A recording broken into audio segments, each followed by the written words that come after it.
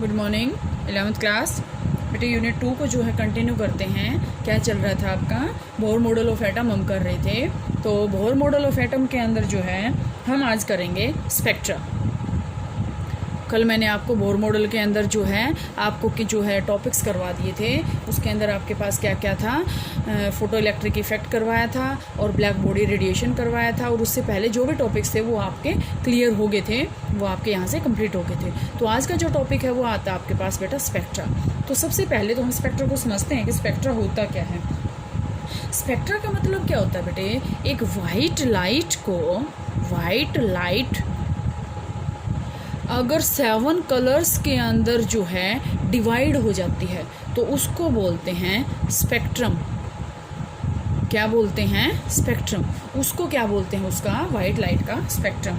तो स्पेक्ट्रा का मतलब क्या होता है बेटा कि इम्प्रेशंस का मतलब उसकी image, the image formed on A screen. एक स्क्रीन के ऊपर जो है, यहाँ पे एक स्क्रीन के ऊपर हमें एक स्पेक्ट्रा दिखाई देगा कि इमेज बनी है एक स्क्रीन के ऊपर। जब एक वेवलेंथ, पर्टिकुलर वेवलेंथ की लाइट जो है प्रिज्म के थ्रू से हम पास करते हैं, एनालाइज्ड थ्रू ए प्रिज्म। तो जब वो डिफरेंट कलर्स के अंदर डिस्ट्रीब्यूशन उसका अगर हो जाता है तो उसको हम क्या बोलते हैं? उसका स्पेक्ट्रा बोलते हैं। ठीक है। अब आपके पास इसमें होता है कि जो आपके पास स्पेक्ट्रा होता है वो this is of mainly 2 type. कौन कौन सा है 2 टाइप से? पहला आपके पास है emission spectra, emission spectrum, and second one is the absorption spectrum.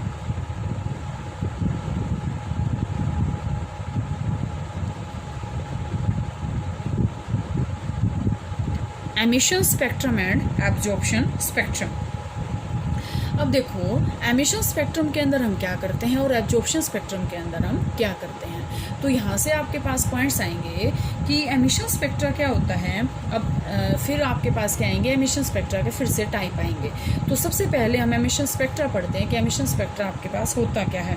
देखो बेटा डेफिनेशन लिखूंगी तो वो तो ये नहीं कि आप 5वीं 6वीं के बच्चे हो या आप अपनी बुक में से रीड कर सकते हो, वैसे मैं आपको समझा रही हूँ तो वो समझ लो। तो एमिशन स्पेक्ट्रम आपके पास क्या होता है? ये एक स्पेक्ट्रा है। कब बनेगा? The spectrum obtained when radiations emitted from some source. जब रेडिएशंस जो हैं एमिट होंगी जब किसी प्रॉपर सोर्स ऑफ लाइट से एक मतलब प्रिज्म के ऊपर जो है हम उसको फोकस करेंगे। ठीक है। मतलब स्पेक्ट्रम कब बना है? जब हम एमिट करेंगे लाइट को। ठीक है। हम एमिशन कर रहे हैं तो इसलिए हम इसको क्या बोलते हैं? Emission spectrum. इसमें आपके पास जो है 2 टाइप्स के हैं। Emission spectra is of 2 types. कौन कौन सा है? एक तो आपके पास आता है कंटिन्यूअस स्पेक्ट्रम, कंटिन्यूअस, और दूसरा आपके पास आता है डिसकंटिन्यूअस स्पेक्ट्रम, या फिर हम उसको क्या बोलते हैं? डिसकंटिन्यूअस बोल देते हैं, या फिर हम उसको क्या बोल देते हैं? Line spectrum. ठीक है। अब हम इसको पढ़ते हैं कि कंटिन्यूअस स्पेक्ट्रम क्या है और डिसकंटिन्यूअस स्पेक्ट्रम क्या है। तो सबसे पहले तो बेटा देखो कंटिन्यूअस स्पेक्ट्रम आपके पास क्या होता है। कंटिन्यूअस स्पेक्ट्रम के अंदर देखो यहाँ से हमने कोई भी स्टेबल रेडिएशंस की लाइट ली। ये जो है रेडिएशंस की लाइट जो हैं चली आ रही है, सॉरी फ्रीक्वेंसी की जो लाइट है वो चली आ रही है। यहाँ पे हमने ले ली स्लिट का मतलब इसको नैरो बनाने के लिए यहाँ पे ये इसका मतलब यहाँ से नैरो बीम है। इतना बड़ा प्रिज्म लेना पड़ेगा और एक ये लाइट इसके ऊपर गिरेगी। इसके बाद हमने यहाँ पे जो है यहाँ पे ले लिया हमने प्रिज्म। ये लाइट यहाँ पे आई। जब ये इसके अंदर से आई तो यहाँ पे ये जो है हमने यहाँ पे रख दी फोटोग्राफिक प्लेट। मैंने पहले भी बताया था हमने यहाँ पे क्या रख दी? Photographic plate. तो ये जो है यहाँ पे 7 कलर्स के अंदर जो है ये डिस्ट्रीब्यूट हो जाएगी। तो इसको हम क्या बोलते हैं? Continuous spectrum. कंटिन्यूअस स्पेक्ट्रम का मतलब क्या है कि splitting of a white light into 7 colours. 7 colours के अंदर जब वाइट लाइट का एमिशन हो जाता है, मतलब वो बट जाती है, तो उसको हम बोलते हैं एमिशन। स्पेक्ट्रम के अंदर आपके पास कौन सा स्पेक्ट्रा आया, ये कंटिन्यूस स्पेक्ट्रा। तो कंटिन्यूस स्पेक्ट्रा आने के बाद हम जैसे इसकी डेफिनेशन देखें तो यहाँ से, और इसका अगर एग्जांपल देखें ना, तो जो आपके पास बारिश के बाद जो रेनबो बनता है, इंद्रधनुष जो हम बोलते हैं, रेनबो बनता है, वो एमिशन स्पेक्ट्रा के अंदर कंटिन्यूस स्पेक्ट्रा। क्या वो ये है कि एक कलर आ गया, उसके बीच में गैप आ गया, फिर दूसरा आ गया, फिर तीसरा आ गया, गैप। कंटिन्यूस का मतलब क्या है कि यहाँ पे जो आपके पास स्पेक्ट्रा बनेगा वो आपके पास कैसा बनेगा, कंटिन्यूस बनेगा, उसके अंदर कोई भी डिसकंटिन्यूटी नहीं होगी। तो इसका मतलब क्या है, a spectrum obtained when means a spectrum obtained which have no discontinuity, या फिर one color merge into another color, मतलब एक कलर दूसरे कलर के अंदर मिक्सअप हो जाता है। जैसे हम रेनबो में देखते हैं, एक कलर खत्म हुआ उसी टाइम पे दूसरा कलर जो स्टार्ट हो जाता है, ठीक है। इसके बाद आपके पास आता है बेटा लाइन स्पेक्ट्रम या फिर डिसकंटिन्यूअस स्पेक्ट्रम। डिसकंटिन्यूअस या फिर लाइन स्पेक्ट्रम के अंदर हम क्या स्टडी करते हैं, यहाँ से हम स्टडी करते हैं कि आपके पास क्या आएगा। यहाँ से हमने ले लिया, इसमें वैसे मोस्टली एग्जांपल्स दे रखे हैं, हमने ले लिया NaCl, ठीक है। NaCl को जब हम यहाँ पे जो है हीट कर रहे हैं, हीट करने के बाद ये जो है हमने फिर वही स्लिट ले ली। स्लिट क्यों ली, क्योंकि इस बीम ऑफ लाइट को नैरो बनाने के लिए। यहाँ पे हमने क्या ले लिया, प्रिज्म ले लिया। प्रिज्म के अंदर से ये जो है यहाँ से सिर्फ 2 ही कलर्स के अंदर डिवाइड हो रहा है, और यहाँ पे हमने क्या ले ली, फोटोग्राफिक प्लेट। और ये क्या है, इनकी जो फ्रीक्वेंसी है ये जो है बिल्कुल अलग अलग है। जैसे मैं एग्जांपल दूँ तो 5896 एंगस्ट्रॉम है इसकी, और इसकी जैसे अगर हम मान लें 5890 एंगस्ट्रॉम।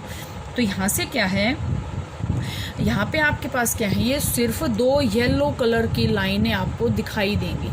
येलो कलर की 2 लाइनें आपको दिखाई देती हैं, और कोई कंटिन्यूस स्पेक्ट्रा नहीं है। कंटिन्यूस स्पेक्ट्रा में आपके पास क्या आएगा, विबग्योर, मतलब एक कलर खत्म होते ही दूसरा कलर स्टार्ट हो जाए तो उसको हम बोलते हैं कंटिन्यूस स्पेक्ट्रम, ठीक है। इसके बाद आपके पास आता है एब्जॉर्प्शन स्पेक्ट्रम। एब्जॉर्प्शन स्पेक्ट्रम के अंदर जो है क्या आता है, देखो ध्यान से, एब्जॉर्प्शन स्पेक्ट्रम। अब आपके पास आता है कि एब्जॉर्प्शन स्पेक्ट्रम कब बनता है, ये क्या होता है। एब्जॉर्प्शन स्पेक्ट्रम के अंदर देखो स्टूडेंट्स क्या होता है कि ये स्पेक्ट्रा कब बनता है, डार्क लाइन का होता है। तो ये सबसे पहले आपको ये नोट करना है कि ये जो है डार्क लाइंस का होता है, ठीक है। एब्जॉर्प्शन स्पेक्ट्रा है ये।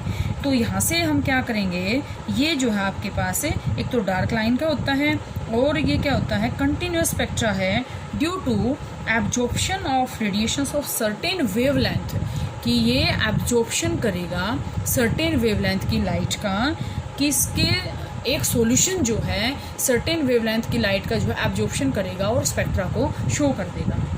सेम है जो मैंने अभी NaCl का बताया था, ठीक है। तो यहाँ से आपके पास क्या है, एब्जॉर्प्शन स्पेक्ट्रा 2 डार्क लाइन आएंगी, जैसे हमने NaCl का किया था, तो यहाँ से आपके पास ये आ जाएगा, ठीक है।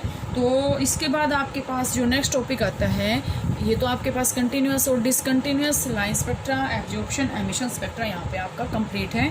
इसके बाद आपके पास आता है बेटा, एक मैंने हाइड्रोजन के लिए स्पेक्ट्रा करवाया था, हाइड्रोजन के लिए, और उसमें आपके पास 5 सीरीज आई थी, Lyman, Balmer, Paschen, Brackett, Pfund, यही थी, Lyman, Balmer, Paschen, Brackett, Pfund, 5 जो है सीरीज आई थी, ये हाइड्रोजन का स्पेक्ट्रा था आपका, ठीक है। इसके बेस पे आपके पास एक रेडबर्ग फार्मूला आया था। हमें इसका डेरिवेशन नहीं करना, लेकिन रेडबर्ग फार्मूले में हमने क्या किया था, रेडबर्ग फार्मूला क्या था आपके पास, हमने क्या निकाला था उसके अकॉर्डिंग, रेडबर्ग फार्मूले के अंदर हमने क्या निकाला था, वेव नंबर। वेव नंबर को हम फाइंड आउट करते हैं रेडबर्ग फार्मूले के द्वारा। तो इसमें आपके पास क्या आया था, wave number is denoted by nu bar is equal to 1 by lambda, या फिर हम क्या कह सकते हैं, R 1/n1 square minus 1/n2 square. ये आपके पास क्या होता है, रेडबर्ग फार्मूला, ठीक है।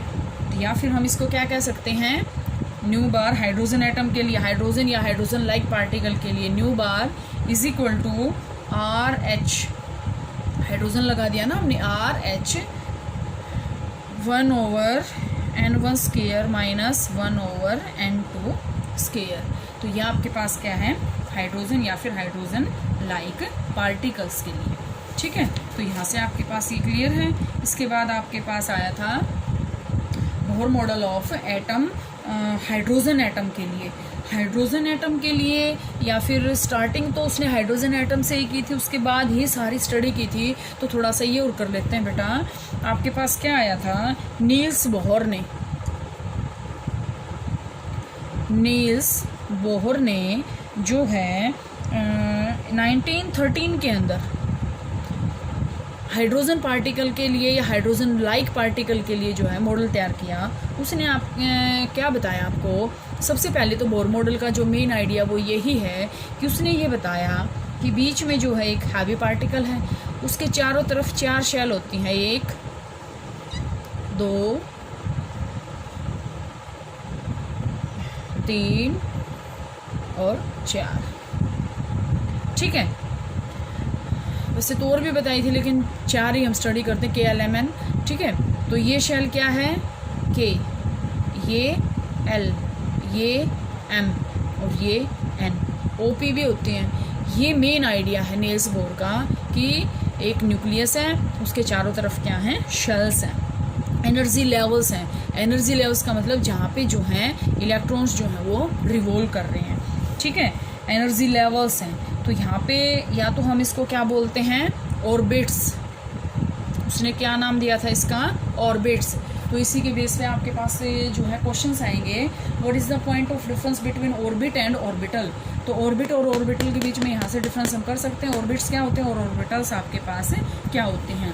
तो ये जो है आप यहाँ से आप बेटा यहाँ तक का जो है करेंगे। बोहर मॉडल का जो एविडेंस है ना वो जो है हम कल करेंगे और यही करेंगे। लाइमन पास्चर ये आपके पास इतना नहीं है, ये मैंने आपको बता दिया था। बोहर मॉडल के बाद जो है इसमें 2 दिन की यूनिट और है आपके पास, ड्यूअल नेचर या फिर हम करेंगे क्वांटम मैकेनिकल मॉडल। तो वो जो है हम कल करेंगे।